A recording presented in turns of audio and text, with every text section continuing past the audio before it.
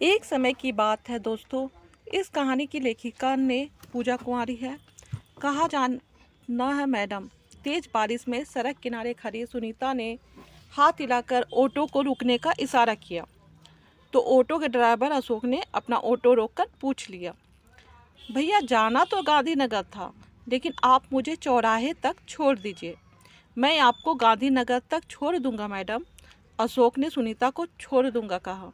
लेकिन सुनीता ने उसे यह बताना जरूरी समझा, मेरे पास किराया देने के लिए रुपए कम हैं, आप मुझे बस चौराहे तक छोड़ दीजिए। सुनीता की मजबूरी समझते हुए अशोक ने उसे हाथों की प्रक्रिया दी। ठीक है। शाम शाम का वक्त था और बारिश तेज हो रही थी, इसलिए पूरी सड़क लगभग सुनसान थी। कोई आदमी वहां चौराहे पे नजर नहीं आ रहा था। चौराहे पर पहुंचकर अशोक ने अपना ऑटो सड़क के किनारे पर रोक दिया। ऑटो से उतरकर सुनीता ने अपनी मुट्ठी में दबा एक 20 का नोट अशोक की ओर बस अशोक को दे दिया। अशोक अपना ऑटो स्टार्ट कर वहां से आगे बढ़ने ही वाला था कि अचानक उसकी नज़र सामने से आ रहे मोटरसाइकिल सवार दो नौजवान मनचले लड़कों पर पड़ी। मोटरसाइकिल की पिछली सीट पर बैठा लड़का सिगरेट पी रहा था। लड़कों पर पड़ी तो दोनों लड़के सुनीता के करीब पहुंचने ही वाले थे कि अशोक ने अपना ऑटो वापस मोड़ लिया।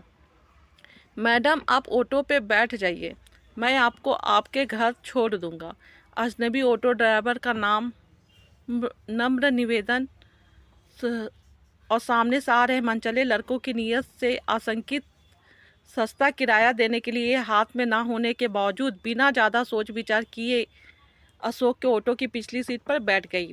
रास्ते पर हल्की बारिश होती रही और सुनीता अशोक को अपने घर का रास्ता उंगलियों के इशारे से बताती रही। लगभग 4 किलोमीटर की दूरी तय करने के बाद सुनीता अपने घर के दरवाजे पर पहुंच चुकी थी। अशोक ने ऑटो रोक दिया। सुनीता के घर का दरवाज़ा खुला था। अपने घर के बाहर ऑटो रोकने की आवाज़ सुनकर भीतर से मधु जी, जो सुनीता की माँ थी, दौड़ती हुई बाहर आई और बारिश की परवाह किए बिना ऑटो के बिल्कुल करीब आ पहुंची।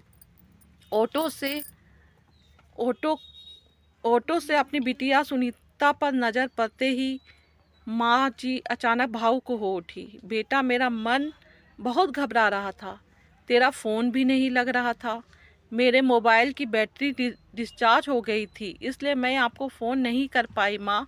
इतनी बारिश में तू घर वापस कैसे आएगी, यह सोचकर मेरा मन घबरा रहा था बेटा, लेकिन भगवान ने मेरी सुन ली। भगवान को शुक्रिया जी। कॉलेज से काफ़ी देर से ही सही, किंतु सकुशल घर लौटी।